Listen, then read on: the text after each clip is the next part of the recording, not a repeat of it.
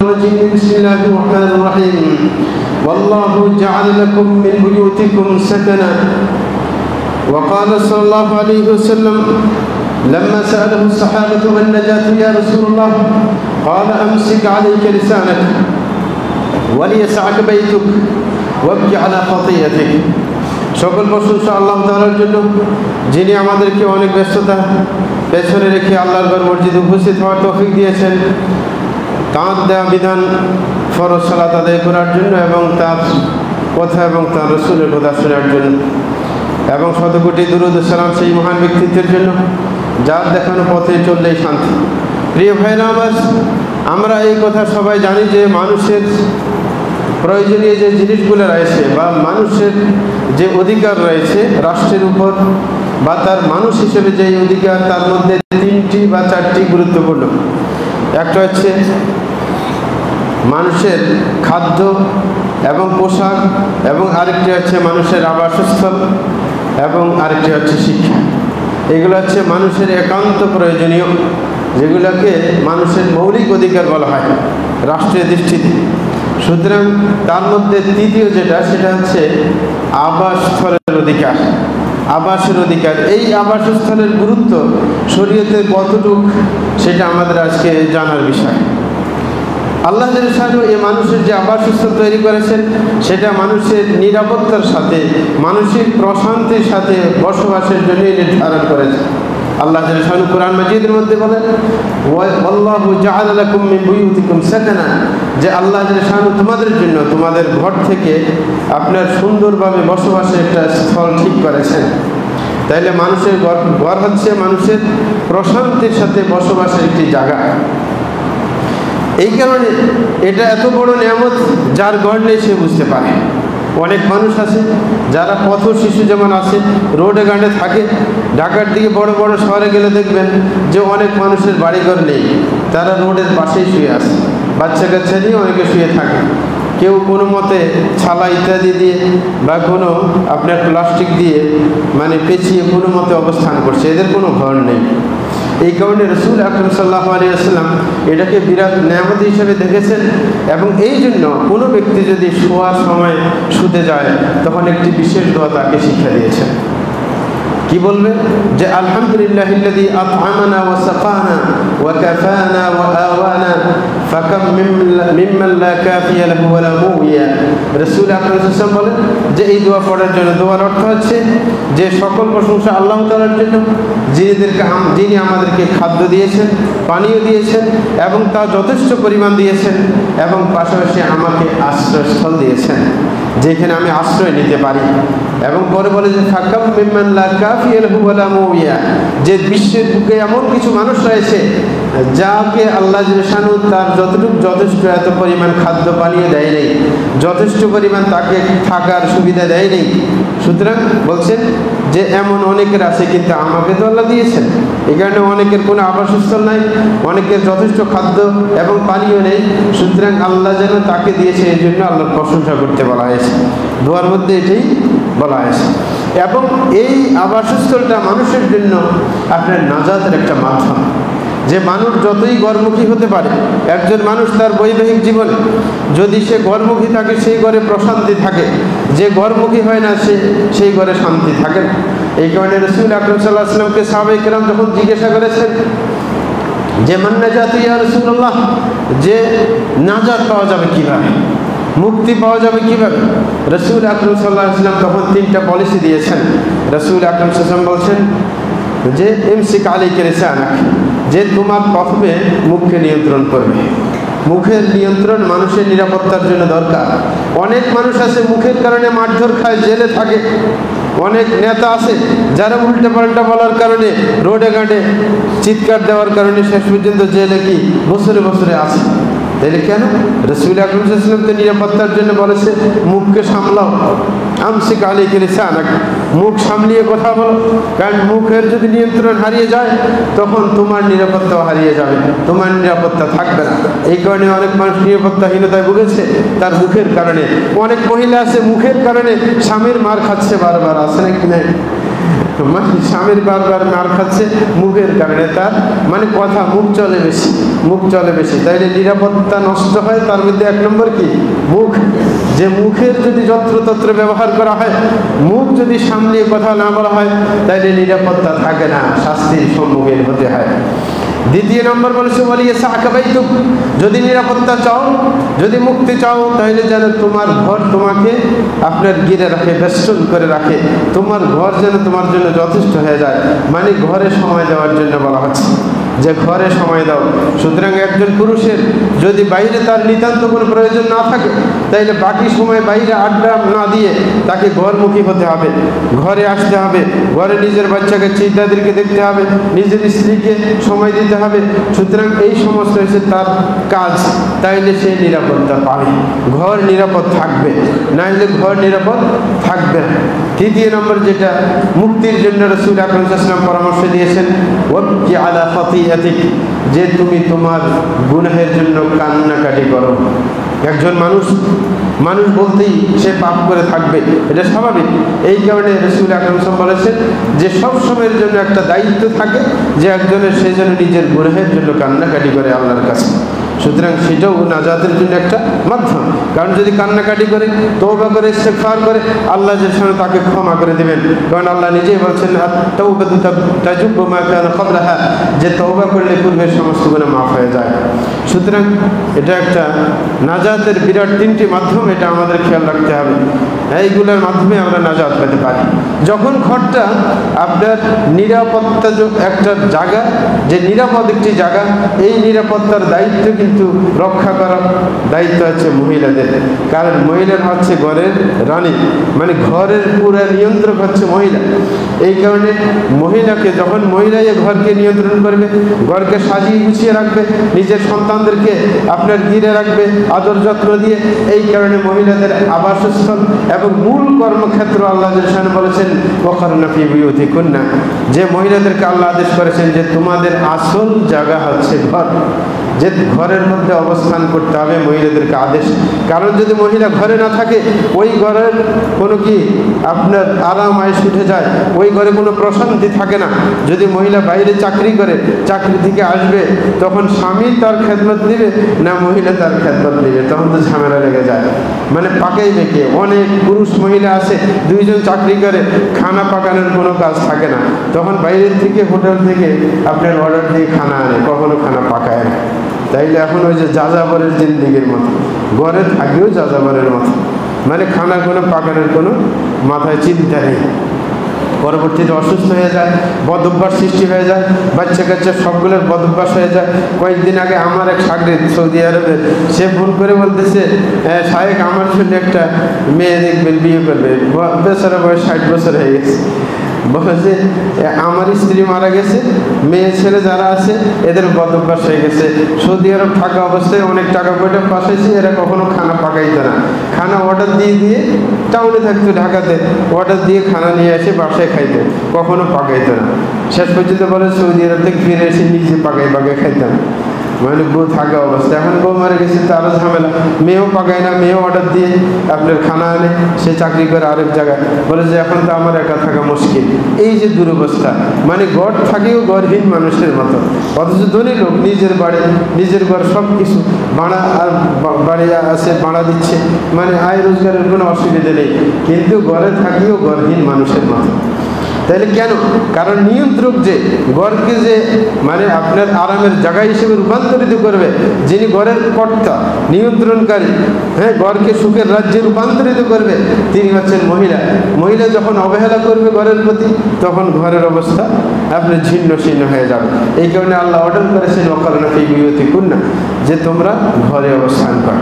এই কারণে মহিলা যদি ঘরের বাইরে যায়, সেটার প্রতি নিন্দা করেছেন আল্লাহ রাসূল সাল্লাল্লাহু আলাইহি ওয়াসাল্লাম, যে বলেছেন রাসূল আকরাম সাল্লাল্লাহু আলাইহি ওয়াসাল্লাম যে মহিলাদেরকে ব্যাপারে, যে মহিলা যদি ঘর থেকে বের হয়ে যায়, আল মারআতু ইযা খারাজাত মিন বাইতিহা ইস্তাশরাফাহা শাইতান, যে মহিলা যদি ঘরের বাইরে যায়, তখন শয়তান বড় করে সুন্দর করে মানুষের সামনে উপস্থাপন করে। অনেক মহিলা দেখা যায় যে অসুন্দর, কিন্তু তারপরেও সুন্দর করে সেজে গুজে গেলে বাইরে অন্য পুরুষের সামনে সে খুব সুন্দরী হিসাবে কি চোখে পড়ে, এবং সে নিজেও বলে, রাসূল নিজে বলতেছেন ওয়া তাকুলু মান রাআনি আ'জাবতুহু, বলে যে আমাকে দেখে, আমাকে দেখে চমৎকৃত হয়, খুশি হয়ে যায়, মানে অভিভূত হয়। এরকম অনেক মহিলা আছে নিজের বান্ধবীদের সাথে গিয়ে গর্ব করে যে বাইরে গেলে যে কেউ মানে আমার দিকে তাকায়, হ্যাঁ, আর আরেকজনে যার দিকে তাকায় না এর মনটা খারাপ হয়ে যায় যে কেউ আমার দিকে তাকাইল না। কিন্তু না, এই মহিলার কোনো গুরুত্ব নেই, কারণ মহিলার আসল আবাস ছিল ঘরের ভিতর। এই কারণে রাসূল আকরাম সাল্লাল্লাহু আলাইহি ওয়াসাল্লাম বলেছেন যে কোনো মহিলা যদি সে ঘরে অবস্থান করে, এটাই ওয়া খায়রুন লাহুন্না ওয়া আকরাবুহুন্না ইলাল্লাহি তাআলা মান কানাত ফি ক্বারি বাইতিহা। রাসূল বলছেন আল্লাহর নিকটবর্তী, আল্লাহর সাথে ওই মহিলার বেশি সম্পর্ক হবে, বেশি আল্লাহর ঘনিষ্ঠ হবে ওই মহিলা যে নিজের ঘরের অভ্যন্তরে অবস্থান করতে পারে। তাহলে একজন মহিলার মূল্য কি? আল্লাহর কাছে তার মূল্য দাম বাড়বে এবং আল্লাহর সাথে তার সম্পর্ক বাড়বে কখন? যদি ঘরের অভ্যন্তরে সে অবস্থান করতে পারে, বাইরে সে না যায়। বাইরে যাওয়া তার দায়িত্বের বাইরে, নিতান্ত প্রয়োজন যখন হবে তখন সে বাইরে অবস্থান করবে, এছাড়া নয়। এটা হচ্ছে মহিলার মৌলিক দায়িত্ব। যখন মহিলার মৌলিক দায়িত্ব হবে যে ঘরকে নিয়ন্ত্রণ করা, এবং সে দায়িত্বশীল বটে, যেটা অন্য হাদিসের মধ্যে আরো সুস্পষ্টভাবে বলা হয়েছে। রাসূল বলেছেন আল মারআতু রাইয়াতুন ফি বাইতি যাওজিহা ওয়া মালিহি ওয়া হিয়া মাসউলাতুন রাইয়াতিহা। রাসূল বলেছেন একজন মহিলা সে তার স্বামীর ঘরে এবং তার সম্পদে দায়িত্বশীল। কিয়ামতের দিবসে তাকে সেই দায়িত্ব সম্পর্কে জবাবদিহি করতেই হবে আল্লাহর কাছে। তাইলে মহিলার দায়িত্ব নিজের স্বামীর সংসারকে টিকিয়ে রাখা এবং তার সন্তানদেরকে নিয়ন্ত্রণ করা স্বামীর অনুপস্থিতিতে, এটা হচ্ছে তার মৌলিক দায়িত্বের মধ্যে পড়ে। এই কারণে তার মূল দায়িত্ব যখন ঘরে, এই কারণে ঘরকেই তার আবাসস্থল আপনার হিসেবে আল্লাহ জাল্লাহু চয়ন করেছে, এখন এমনকি বাইর হতে নিষেধ করেছেন। এটা হচ্ছে আসল মূল কথা। এখন আসি আমরা, এই ঘর যখন আমাদের আসলে আবাসস্থল এবং এই ঘর যেন মনের প্রশান্তির আসল জায়গা, এই কারণে এই ঘর যেন শয়তানের আখড়া না হতে পারে, সেই জন্য আমাদেরকে অবশ্যই খেয়াল করতে হবে। অনেকের ঘরটা কিন্তু শয়তানের আখড়ায় রূপান্তরিত হয়, এই ঘরকে আপনার রক্ষা করা হয় না, সেটা প্রতি লক্ষ্য করতে হবে। অনেকে নিজেই সেটা করে থাকে। ঘর যেন শয়তানের আবাসস্থল না হয়ে যায়, অনিরাপদ না হয়ে যায়, সেই জন্য একজন পুরুষ যখন বাইরের থেকে ঘরে ঢুকবে তখন দোয়া পড়ে তাকে ঢুকতে হবে। যখন সে ঘর থেকে বের হবে তখন ঘর থেকে বের হওয়ার দোয়া পড়তে হবে। এটা হচ্ছে নিয়ম। ঘর থেকে ঘরে ঢুকার দোয়া কি? বিসমিল্লাহ বলে ঢুকবে, বিসমিল্লাহ, তারপরে কি বলবে? আল্লাহুম্মা ইন্নী আসআলুকা খায়রাল মাওলিজ ওয়া খায়রাল মাখরাজ ওয়া বিসমিল্লাহি ওয়ালাজনা ওয়া বিসমিল্লাহি খারাজনা ওয়া আলাল্লাহি রাব্বানা তাওয়াক্কালনা। এটা পড়ে ঘরে অবস্থান করবে। ঘরে ঢুকে ঘরের ফ্যামিলির সবাইকে সালাম দিবে, হ্যাঁ, বিসমিল্লাহ পড়ে ঢুকার পর, হ্যাঁ, এটা হচ্ছে নিয়ম। যদি বিসমিল্লাহ পড়ে ঘরে না ঢুকে তাহলে শয়তান তার সাথে সাথে ঢুকে পড়ে। রাসূল আকরাম সাল্লাল্লাহু আলাইহি ওয়াসাল্লাম বলেন ইযা দাখালা আহাদুকুম বাইতাহ ওয়া লাম ইয়াযকুরিল্লাহ, যদি কোনো ব্যক্তি ঘরে ঢুকে কিন্তু আল্লাহর নাম স্মরণ না করে, তখন শয়তান বলে, হ্যাঁ, যে তোমাদের ঘরে থাকার জায়গা হয়েছে, যে লাকুমুল মাবিত, যে এক শয়তান আরেক শয়তানকে বলে তোমাদের আজকে রাত্রে থাকার বন্দোবস্ত হয়ে গেছে। যদি কোনো পুরুষ আল্লাহর জিকির করে ঘরে না ঢুকে, তো শয়তান কি বলে? তোমাদের আজকে এই ঘরে থাকার কি একটা বন্দোবস্ত হয়ে গেছে। যখন খানা খাইতে গিয়ে আপনার দোয়া না পড়ে, বিসমিল্লাহ পড়ে যখন খানা না খায়, হ্যাঁ, তখন শয়তান বলে যে ওয়ালাকুমুল আসা, যে আজকে রাত্রের খানারও বন্দোবস্ত তোমাদের হয়ে গেছে, খানা থাকা নিয়ে আজকে রাত্রে আর কি টেনশন করতে হবে না। কিন্তু যদি কোনো পুরুষ ঘরে ঢোকার সময় আল্লাহর জিকির করে ঢুকে এবং খাদ্য খাওয়ার সময় যখন আল্লাহর নাম নিয়ে খাদ্য খায়, তখন শয়তান একটা আরেকটাকে বলবে লা মাবিতা লাকুম ওয়ালা আসা, যে আজকে রাত্রে এই ঘরে থাকার কোনো ব্যবস্থা তোমাদের নেই, আজকে এই ঘরে কোনো খানারও কোনো ব্যবস্থা নেই, থাকা খানার কোনো ব্যবস্থা আজকে এই ঘরে হবে না। কিন্তু যদি এই দুইটা কাজ না করে, তাইলে ঘরের মধ্যে থাকার ব্যবস্থা হয়ে যায়, শয়তানের কি খাওয়ার ব্যবস্থা হয়ে যায়। যদি থাকার আর খাওয়ার ব্যবস্থা হয়ে যায়, শয়তান যদি আপনার সাথে থাকে, তাইলে আপনার স্ত্রীকে শয়তানে ধরবে না, মেয়েকে ছেলেকে শয়তানে ধরবে না, নাকি শয়তানে ওয়াসওয়াসা দিবে না, নাকি না দিবে না? অবশ্যই দিবে। আর অনেকে তো ঘরকে নিজেই জাহান্নামের কেন্দ্রস্থল বানিয়ে রাখেন, ঘরের মধ্যে ডিশ লাইন লাগিয়ে রাখেন, এটা সেটা অনেক কিছু। মানে নিজের ঘরকে শান্তির জায়গা তাকে অশান্তির জায়গা হিসেবে রূপান্তর হতে পারে। সুতরাং আমরা কখনো ঢুকা বাইর হওয়ার সময় কখনো দোয়া ভুলবো না। বাইর হওয়ার সময় বলতে হবে বিসমিল্লাহি তাওয়াক্কালতু আলাল্লাহ, এটা বলে ঘর থেকে যেন একজন মানুষকে বের হয়। তাইলে ঢুকার সময় আল্লাহর নাম নিয়ে ঢুকা, খাদ্য খাওয়ার সময় যদি আল্লাহর নাম নিয়ে খাদ্য খাওয়া হয় তাইলে শয়তান ওই ঘরে কি জায়গা নিতে পারে। তাইলে এটা হচ্ছে ঘরকে নিরাপদ রাখার একটা মাধ্যম। দ্বিতীয় নম্বর, ঘরকে নিরাপদ রাখার আরেকটা মাধ্যম হচ্ছে যে আপনি ঘরকে ইবাদতের জায়গা হিসেবে বানাবেন। কারণ একজন মানুষ তার তো সৃষ্টির লক্ষ্যই হচ্ছে ইবাদত করা, সুতরাং ঘরকে ইবাদতের জায়গা বানানো হবে। এই কারণে আল্লাহ জাল্লা শানহু কোরআন মাজিদের মধ্যে বলেছেন ওয়াজআলু বুয়ুতাকুম কিবলা, যে তোমাদের ঘরকে কিবলা বানিয়ে নাও। কিবলা বানিয়ে নাও মানে কি মসজিদ বানিয়ে নেওয়া। মসজিদ বানিয়ে নাও ঘরকে, যেন ঘরের মধ্যে সালাত আদায় করা হয়, আল্লাহর জিকির আজকার যেন করা হয়, ঘরের মধ্যে যেন উল্টা কাজ না করা হয়, গান বাদ্য ইত্যাদি যেন ঘরের মধ্যে না চলে, ঘরের মধ্যে আল্লাহর জিকির যেন থাকে। এই কারণে রাসূল আকরাম সাল্লাল্লাহু আলাইহি ওয়াসাল্লাম পুরুষদেরকে উদ্দেশ্য করে বলেছেন যে ঘরে সালাত আদায় করার জন্য। হ্যাঁ, বলছেন যে সাল্লু ফি বুয়ুতিকুম ফাইন্না আফদালাস সালাতি লিল মারই সালাতু ফি বাইতিহি, বলে তোমরা ঘরে সালাত আদায় করো, নফল সালাত যত আছে সুন্নত নফল এগুলো ঘরে আদায় করার চেষ্টা করো। কারণ একজন পুরুষের জন্য তার উত্তম সালাতের জায়গা হচ্ছে ঘর, ইল্লাস সালাতুল মাকতুবা, শুধুমাত্র ফরজ সালাত ছাড়া। একজন পুরুষ শুধুমাত্র ফরজ সালাত পড়বে কোথায়? মসজিদে গিয়ে। কিন্তু বাকি সালাত আদায় করার জায়গা হচ্ছে কোথায়? ঘরে। রাসূল বলছেন সর্বশ্রেষ্ঠ জায়গা সালাতের জায়গা হচ্ছে ঘর। ঘরের মধ্যে সালাত আদায় করবে ফরজ সালাত ছাড়া বাকিগুলো। কারণ ঘরে আপনি যদি সালাত আদায় করেন, আপনার সালাত দেখে স্ত্রীকে আপনার উৎসাহিত হবে এবং খবর নিতে পারেন যে নিজের সালাতের চিন্তা যদি ঘরে থাকে, নফল বা সুন্নত পড়েন, তাইলে স্ত্রী দেখে সালাতের প্রতি উৎসাহিত হবে। অথবা আপনি খবর নিতে পারবেন যে তুমি কি নামাজ পড়েছো কিনা। অনেক সময় নামাজের খবর নিতেও ভুলে যায় যে ফ্যামিলির লোকেরা নামাজ পড়েছে কিনা, সেই সুযোগটা হয়ে যায়। ছোট বাচ্চা থাকলে পাশে এসে সালাত আদায় করবে নাকি, শিখবে। এই কারণে রাসূল সাল্লাল্লাহু আলাইহি ওয়াসাল্লাম হাদিসের মধ্যে বলেছেন ইজআলু মিন সালাতিকুম ফি বুয়ুতিকুম, যে তোমাদের কিছু সালাত রেখে দাও ঘরের জন্য। সব সালাত কিন্তু মসজিদে পড়ো না, কিছু ঘরের জন্য কি রেখে দিবে। আর আগের হাদিসে বলেছে শ্রেষ্ঠ সালাত কোনটা? যেটা ঘরে পড়া হয়, ফরজ সালাত ছাড়া পুরুষের জন্য। কেন এটা করা হয়েছে? যেন ঘরের মধ্যে বরকত আসে। যখন ঘরের মধ্যে আল্লাহর জিকির আজকার করা হয় তখন কি ঘরে বরকত আসবে, শয়তান ঘর থেকে দূরে থাকবে। এই কারণে যেই ঘরে আল্লাহর জিকির করা হয় না সেই ঘরকে আপনার মৃত ঘর বলা হয়েছে। রাসূল আকরাম সাল্লাল্লাহু আলাইহি ওয়াসাল্লাম বলেছেন মাসালুল বাইতিল্লাযী ইউযকারুল্লাহু ফীহি ওয়াল বাইতিল্লাযী লা ইউযকারুল্লাহু ফীহি কামাসালিল হাইয়্যি ওয়াল মাইয়্যিত, বলতেছে ওই ঘর যেই ঘরের মধ্যে আল্লাহর নাম স্মরণ করা হয় আর ওই ঘর যেই ঘরের মধ্যে আল্লাহর নাম স্মরণ করা হয় না সেটা মৃত আর জীবিতের মতো। যেই ঘরে আল্লাহর নাম স্মরণ করা হয় সেটা হচ্ছে জীবিত ঘর, হ্যাঁ, যে প্রাণবন্ত ঘর। আর যেই ঘরের মধ্যে আল্লাহর জিকির করা হয় না সেটা হচ্ছে মৃত ঘরের মতো। এবং অন্য হাদিসের মধ্যে আরো চমৎকার করে বলেছে যে লা তাজআলু বুয়ুতাকুম মাকাবিরা, যে তোমাদের ঘরকে কখনো কি কবরস্থান বানাবে না। তার আগের অংশে কি বলছে, যেটা আগে বলছিলাম, ইজআলু মিন সালাতিকুম ফি বুয়ুতিকুম ওয়া লা তাজআলুহা মাকাবির, যে তোমরা তোমাদের কিছু সালাত ঘরের জন্য রেখে দাও, ঘরকে কবরস্থান বানাবে না। ঘরকে কি বানাবে না? কবরস্থান বানাবে না। তাইলে যেই ঘরে মহিলা সালাত আদায় করে না, পুরুষ সালাত আদায় করে না, এটা কবরস্থান। কি এটা? কবরস্থান। ওই ঘরে মানুষ থাকেও না থাকার মতো, এটা কবরের জায়গা নাকি না।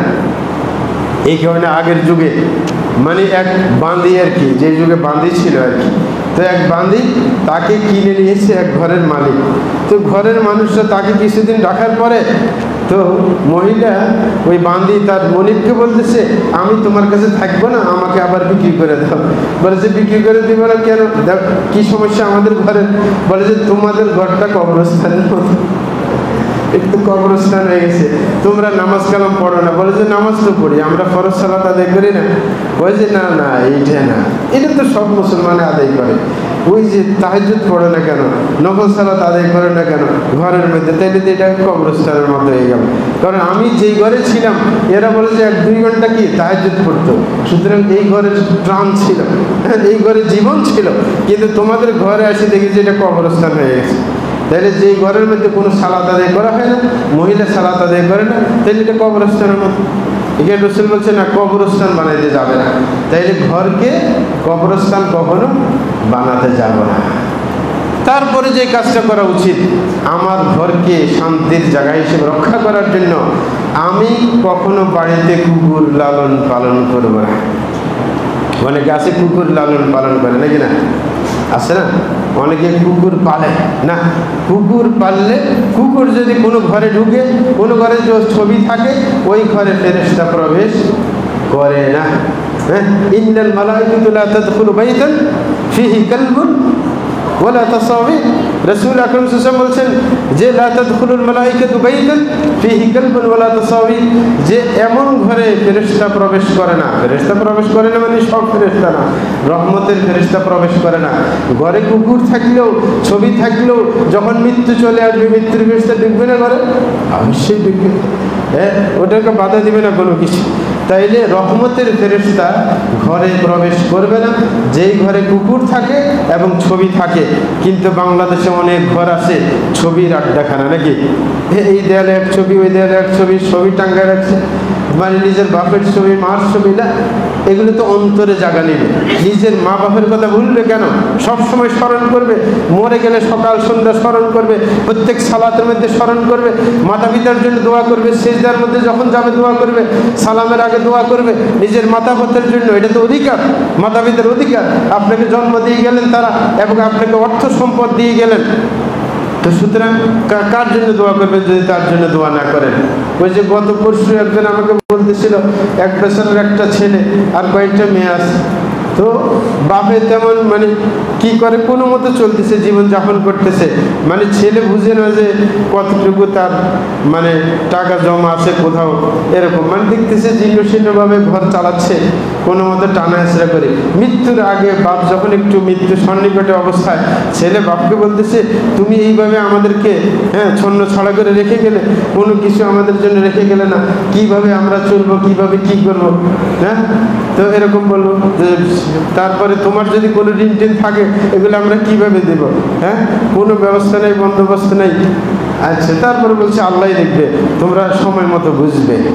তারপরে যখন মারা গেল, মারা যাওয়ার পর ওই যে আমাদের দেশে একটা সিস্টেম আছে না, বলে যে সবার কাছে বলে কারোর ঋণ থাকলে যে যেন ঋণের জন্য ছেলের সাথে কি যোগাযোগ করে, কারণ সে একমাত্র ছেলে, তোর সাথে যোগাযোগ করবে না। এরকম বলার পর নিজে মানে ভিতরের সংখ্যা নিয়ে যদি কেউ এখন টাকার জন্য আসে তাহলে কোথায় থেকে দেবে? কিন্তু তারপরও বলা লাগে, বলছে যে আমার বাপের কাছে যদি কারোর ঋণ থাকে তাহলে আমার থেকে সবাই নিয়ে যাবে, আমার সাথে যোগাযোগ করবে। বাপের যখন দাফন টাফন করে শেষ করছে, বাড়িতে অবস্থান করছে, অনেক মানুষ চলে আসছে মানে তার সাথে সাক্ষাৎ করার জন্য। এখন তো সে তো ভয়ে কি করবে, মানে কথা বাইরে দিতেছে না, যে সবাইকে তো ওয়াদা দিচ্ছে, এখন এতগুলো মানুষ, এই মানুষগুলো কিভাবে সামলাই দেয় এই মানুষগুলো? পরে আচ্ছা, তারপরে বলছে ঠিক আছে, যে কে কতটুকু ঋণ তোমরা পাইবো আমার কাছে বলো, আমি একটু লিখে রাখি, সাধ্য মতো আমি আস্তে আস্তে পরিশোধ করব। কতক্ষণ পরে এক বছরে আসে বলতেছে যে মানে আমি ব্যাংকের পক্ষ থেকে আসছি। তখন তো আরো ভয় পেয়ে গেছি যে ব্যাংকে কোনো বিশাল কোনো লোন করে গেছি কিনা, সেইটা তো লোন দিবে কিভাবে? তখন ব্যাংকওয়ালা বলতেছে না, আমাদের কাছে কোনো লোন না, তোমার বাপের অ্যাকাউন্টে অনেকগুলো টাকা আছে, সেগুলো বুঝে নেওয়ার জন্য আসবে। 8 লক্ষ টাকা তার ব্যাংকের মধ্যে ছিল। তারপরে একজন অমুককে বলতেছে যে তোমার কি পাওনা বলো। সবাই আসি বলতেছে তোমার বাপ আমাদের কাছে এত টাকা পাইবে, ওকে বলে তোমার বাপ এত টাকা পাইবে। মানে কেউ নিতে আসে নাই, যত লোক আসছে সবাই দেওয়ার জন্য আসছে। ওর কাছে এত টাকা পাইবে, ওর কাছে এত টাকা পাইবে, সব হিসাব করে দেখেছে অনেক টাকা, যা মানে এর চলার কোনো আর টেনশন নেই, ঠিক না?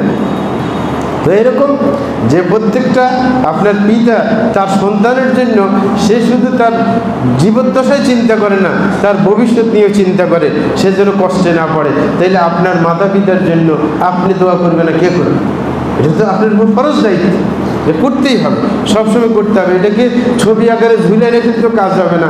নিজে দোয়া করে না, হুজুরকে যাই বলে ওই যে কোনো একদিন যে একটু মিলাদ পড়ে আমার বাপের জন্য দোয়া করেন। হুজুরের কি কাম করছে যে দোয়া করার জন্য? হুজুরের কোনো দরদ আছে আপনার বাপের জন্য? হ্যাঁ, কোনো দরদ নাই। একটু বেশি টাকা দিলে ভান করে কাঁদে টাঁদে একটু বলে আর কি, কিন্তু আসলে কোনো কাজের না। কারণ ওর বাপ তো মরে নাই, মরছে তো আপনার বাপ। তাইলে মুশকিল তো এইখানে। হ্যাঁ, এই কারণে ছবি ঝুলিয়ে কাজ হবে না, মনের ভিতরে জায়গা দিতে হবে। ছবি ঝুলিয়ে কি হবে? ওই ঘরে ফেরেশতা, রহমতের ফেরেশতা প্রবেশ করবে না। দ্বিতীয় নম্বর যেটা বলছিলাম যে কুকুরের কথা, কুকুর ঘরে রাখলে ঘরের মধ্যে অবশ্যই ঢুকবে, কুকুরকে লালন পালন করলে। আর ঘরে ঢুকলে তো ফেরেশতা, রহমতের ফেরেশতা প্রবেশ করবে না। এইখানেই শেষ না, বরং কেউ যদি নিজের বাড়িতে কুকুর লালন পালন করে তাইলে তার 2 কিরাত সব তার আমলনামা থেকে কেটে দেওয়া হবে। রাসূল আকরাম সাল্লাল্লাহু আলাইহি ওয়াসাল্লাম বলেছেন, মান ইকতানা কালবান ইল্লা কালবা সাইদিন আও মাশিয়া ফায়ুনকাসু মিন আজরিহি কিরাতান। বলতেছে কোনো ব্যক্তি যদি একমাত্র মানে শিকারির জন্য কুকুর অথবা নিজের ক্ষেত পাড়া দেওয়ার জন্য কুকুর এরকম যদি না রাখে, এমনিতেই কুকুর রাখে, শখের বশবর্তী হয়ে কুকুর লালন পালন করে, প্রত্যেক দিন তার 2 কিরাত করে সওয়াব কমিয়ে দেওয়া হবে। কয় কিরাত? 2 কিরাত। আর 1 কিরাত হচ্ছে উহুদ পাহাড় সমপরিমাণ, মানে বিশাল পাহাড় পরিমাণ সওয়াব। যদি এরকম বিশাল প্রত্যেক দিন সওয়াব কেটে দেওয়া হয়, সওয়াব কিছু থাকবে আমার কাছে তো নাই সওয়াব নাকি? তাইলে একটা কুকুর পালার কারণে আপনার কি সওয়াব নষ্ট হয়ে যাচ্ছে। অনেকে আপনার কি শখ করে কুকুর পালে নাকি না, কিন্তু যদি কোনো এলাকায় আপনার কি আপনার হানা দেয় সবসময়, কে ডাকাত ইত্যাদি হানা দেয়, কুকুরের কারণে আর হানা দেওয়া থেকে বাঁচা যায়, তাইলে সেটার জন্য জায়েজ আছে। কারণ আরেক হাদিসের আছে, ইল্লা কালবা হিরাসাতিন, যেই কুকুর কি পাহারাদারির কাজ করে সেটার জন্য ছাড় আছে। তাইলে 3টা ক্ষেত্রে ছাড় আছে। 1 নম্বর হচ্ছে পাহারাদারির জন্য, আরেকটা হচ্ছে শিকারের জন্য। বর্তমানে শিকারির কুকুর তেমন পাওয়া যায় না। হ্যাঁ, শিকার দোষীকে শিকার করার জন্য পুলিশে পালে কুকুর, কারণ গোয়েন্দা পুলিশই কুকুর লালন পালন করে। এটা হচ্ছে সন্ত্রাসী ধরার জন্য, অপরাধী ধরার জন্য, এটাও একটা শিকার। এটাও তাদের প্রয়োজনে। আর 3 নম্বর যেটা, সেটা হচ্ছে আরব দেশে লালন পালন করে নিজেদের খামার পাহারা দেওয়ার জন্য। আমাদের দেশে দেখা যায় না। সৌদি আরব আমরা দেখেছি যে অনেকের মানে আপনার ছাগল, উট ইত্যাদি লালন পালন করে, ওইখানে কুকুর রাখে। এই কুকুর অপরিচিত কোনো লোক দেখলে ওকে তাড়া দেয়, মানে ওই এলাকা পাহারাদারি করে। তাইলে এই 3টে কাজ ছাড়া কেউ যদি শখের বশবর্তী হয়ে কুকুর লালন পালন করে, তাইলে তার ইউনকাসু মিন আজরিহি কুল্লা ইয়াউমিন কিরাতান, প্রত্যেক দিন 2 কিরাত করে সওয়াব তার কি কমিয়ে দেওয়া হবে। তাইলে লস তো শুধু একদিকে না, রহমতের ফেরেশতা ঢুকবেন একটা। দ্বিতীয় নম্বর হচ্ছে আবার কি আপনার নিজের সওয়াব কাটতে হইতেই থাকবে। তাইলে কুকুর পালার সবকে শেষ করতেই হবে। কখনো কুকুর লালন পালন করা যাবে না ঘরের মধ্যে। এই কারণে নিজের ঘরকে নিরাপদ যদি আমরা রাখতে চাই, তাইলে অবশ্যই আমাদেরকে এই ব্যাপারগুলো খেয়াল রাখতে হবে। আস্তাগফিরুল্লাহ লি ওয়া লাকুম ওয়া লিসাইরিল মুসলিমিন ইন্নাহু হুয়াল গফুরুর রহিম।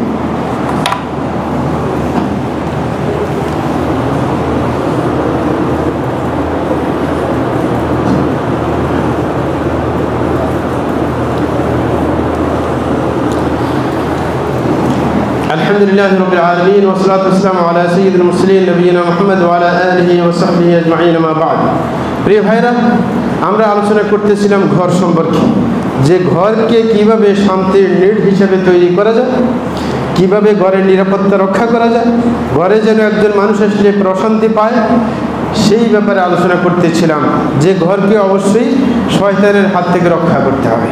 শয়তান যেন কখনো ঘরের মধ্যে অবস্থান করতে না পারে, বরং রহমতের ফেরেশতা প্রবেশের পথে যেন বাধার সৃষ্টি না করা হয়, সেই ব্যাপারটাকে আমাদেরকে গুরুত্ব দিতে হবে। আমরা এটাও বলেছিলাম যে ঘরের মৌলিক সবসময়ের দায়িত্ব ঘরকে সাজিয়ে গুছিয়ে রাখা এবং শান্তির আলোয় হিসেবে সেই ঘরকে আপনার রূপায়িত করা, সেটার প্রথম দায়িত্ব কার? মহিলার দায়িত্ব। এই কারণে মহিলা ঘরে অবস্থান করতে হবে, ঘরের সমূহ ব্যাপার মহিলাকে সাজিয়ে গুছিয়ে রাখতে হবে, এটা হচ্ছে তার মৌলিক কাজ। দ্বিতীয় নম্বর, তার এটার মৌলিক দায়িত্ব পড়ে কি পুরুষের উপর। এখন মহিলা হয়তো বা আপনার গুরুত্ব দিবে না, নাকি এরকম আসে না? মহিলা আপনার ঘরের প্রতি গুরুত্ব দিবে না, কিন্তু এটার পাহারাদারি করবে কে, তদারকি করবে কে? আরে যে কোনো কাউকে কোনো দায়িত্ব দিলে যদি মাঝে মাঝে খবর গিরে না করা হয়, তখন গাপলা দেয় নাকি দেয় না? এই গাপলা দেয়।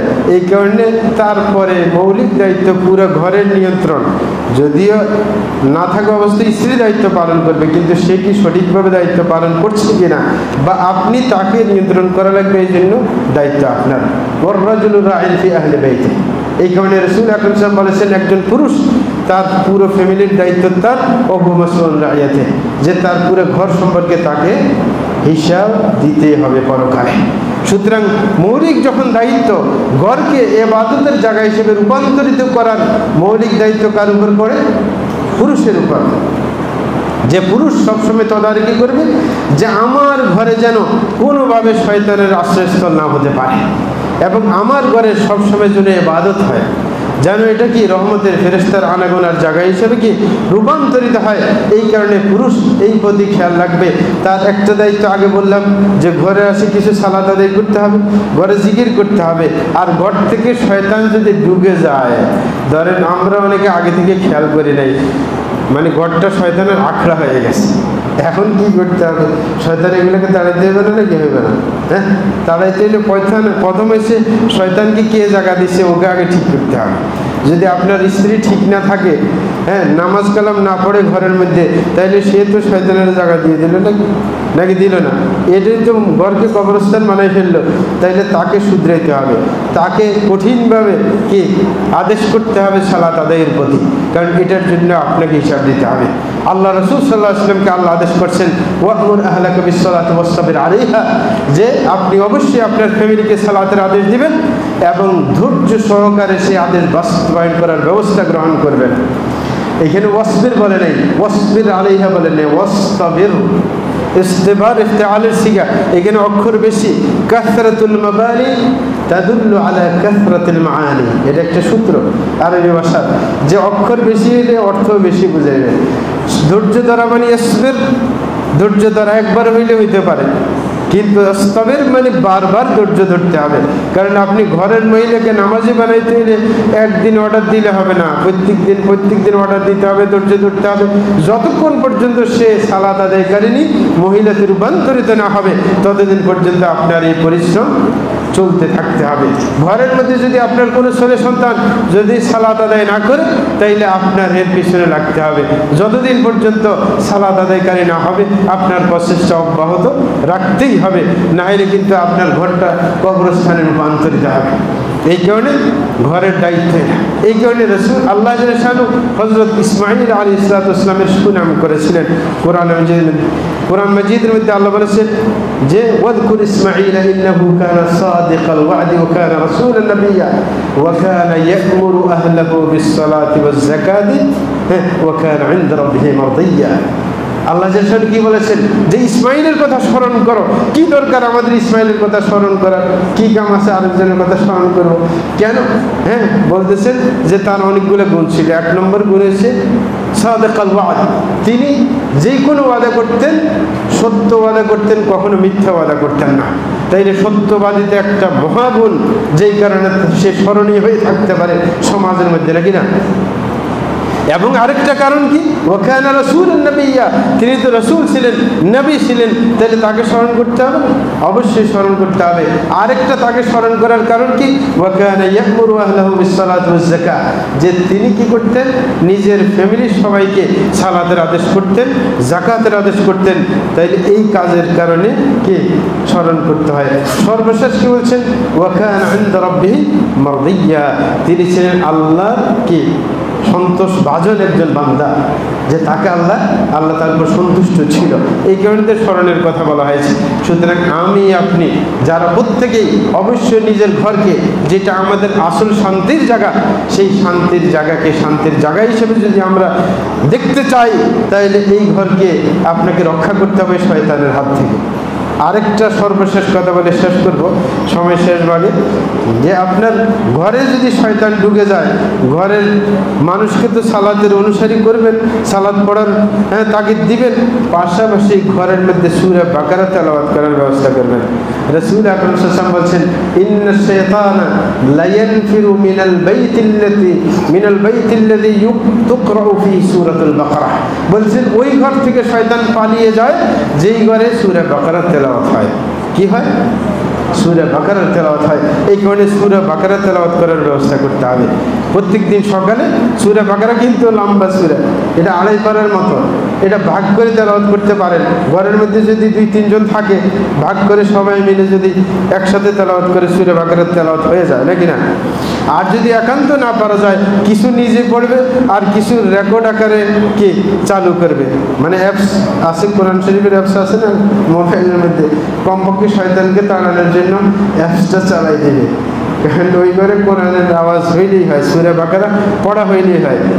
আবার নিজে অলসতা করবে না, নিজে সাধ্য মতো করতে পারলে সেটার বরকত সবচাইতে বেশি। কারণ আলেমদের মধ্যে কেউ কেউ বলছেন রেকর্ডার চালাইলেও কি হয়ে যাবে, কিন্তু কেউ বলছেন না, এটা পড়া হয় না, পড়ার মধ্যে ইচ্ছার দখল, এটা তেলাওয়াত না, এটা তেলাওয়াতের রেকর্ড। সুতরাং দুইটা জিনিস ভিন্ন। আলেমদের মধ্যে কেউ এটাকে সাপোর্ট করে না যে কোরআন তেলাওয়াত যিনি প্রথম তেলাওয়াত করছেন তারটাই তেলাওয়াত হয়েছে, আর বাকিটা যেটা রেকর্ড হয়ে আছে এটাকে তেলাওয়াত বলা হয় না। এটা কি বলা হয়? কি? তেলাওয়াতের রেকর্ড। সুতরাং রেকর্ড বাজাইলে তো আর তেলাওয়াত হইল না, নাকি? আর আল্লাহ রাসূল বলছেন তুকরাউ ফি সূরাতুল বাকারা, পড়তে হয়। এটা তো পড়া হয় না, পড়াকে বাজানো হয়, নাকি না? আরেকজনের পড়াকে বাজানো হয়েছে, তাইলে এটাও যুক্তিসঙ্গত।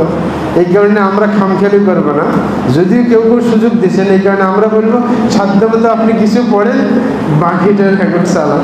যদি আপনার ঘরে বেশি মানুষ নাই, বাকযোগ করে দিতে পারতেছেন, আপনি নিজে একজন, তাইলে কি করবেন? 2.5 পারা পড়া, যার দ্রুত পড়তে পারে তার পক্ষে সম্ভব। 2.5 পারা পড়তে বেশি থেকে বেশি 1 ঘন্টা লাগবে, সর্বোচ্চ 1 ঘন্টা লাগবে। আপনি যদি সকালে ফজরের পরে পড়তে শুরু করেন, এশরাক পর্যন্ত পড়ে শেষ করতে পারবেন ইচ্ছা করলে। আর যার গতি ভালো আছে, যার গতি ভালো, সে 20 মিনিট 25 মিনিটের মধ্যে কি 1 পারা কোরআন পড়তে পারে, তাহলে 1 ঘন্টার মধ্যে পড়া সম্ভব। তো এই কারণে পড়ার চেষ্টা করতে হবে যেন শয়তানগুলো কি ঘর থেকে পালিয়ে যায়। তাইলে মৌলিক যে কথা আজকে নির্যাস কথা, যে ঘরকে আল্লাহ আমাদের কি নিরাপত্তার একটা জায়গা হিসেবে ঘরকে চয়ন করেছে, এবং ঘর হচ্ছে বিরাট একটা নিয়ামত। সুতরাং এই ঘরকে শান্তির জায়গা হিসেবে কিভাবে রূপান্তরিত করা যায়, সেই ক্ষেত্রে আমার স্ত্রীর ভূমিকা অবশ্যই থাকতে হবে। এমন যেন না হয় যে আমার অবহেলার কারণে, আমার ফ্যামিলির অবহেলার কারণে এই ঘরটা যেন শয়তানের আখড়াতে রূপান্তরিত না হয়, তাইলে কিন্তু সবার জন্য ক্ষতির কারণ হয়ে দাঁড়াবে। শয়তান ঘরে থাকলে অনেক সময় সহবাসের টাইমও কি শয়তান সহবাসের সময় কি আপনার অংশগ্রহণ করে, হাদিসে প্রমাণ আছে। সুতরাং প্রত্যেকটা কাজের সময় কি আপনার জিকির আজকার করতে হবে যেন শয়তান অংশগ্রহণ করতে না পারে। কিন্তু আপনি যদি শুরুতে ঢুকার সময় যদি দোয়া পড়তেন, তাহলে শয়তান তো ঘরেই ঢুকতে পারতো না, নাকি? তাইলে তো আর কোনো টেনশন নেই। কিন্তু ঢুকার ব্যবস্থা করে দিলে তো মুশকিল। এই কারণে আল্লাহর কাছে দোয়া করছে, আল্লাহ যেন আমাদের সবাইকে তৌফিক দান করেন, যেন আমাদের ঘরকে যেন কি শান্তির একটা নিড় হিসেবে আমরা দেখতে পাই, এবং যেইখানে সত্যিকার অর্থে আমাদের নতুন প্রজন্মে যেন সত্যিকার আশ্রয়ের জায়গা খুঁজে পায়, সেই জন্য আল্লাহর কাছে তৌফিক কামনা করছি। الله فصلوا وسلموا على النبي المصطفى والحبيب المصطفى محمد بن عبد الله خير الخلائق وسيد الاولين والاخرين. اللهم صل وسلم وبارك عليه، وارض اللهم عن الخلفاء الراشدين والصحابه اجمعين، وعن التابعين وتابعين باحسان يوم الدين، وعنا معهم بمنك وكرمك واحسانك يا ارحم الراحمين. اللهم اعز الاسلام والمسلمين، واذل الشرك والمشركين، ودمر اعداءك اعداء الدين، وانصر عبادك الموحدين، واحمي حوزه الدين، واجعل هذا البلد امنا مطمئنا وسائر بلاد المسلمين. اللهم وفق امامنا وولاة امورنا لكل ما تحب وترضى، وخذ بنواصيهم الى كل خير وهدى. اللهم اصلح قلوبهم اياكم يا رب العرش العظيم. اللهم انا نسالك الجنه وما قرب اليها من قول عمل، ونعوذ بك من النار وما قرب اليها من قول عمل، ونسالك ان تجعل كل قضاء قضيته لنا خيرا يا رب العرش العظيم. وصلى الله على نبينا محمد وعلى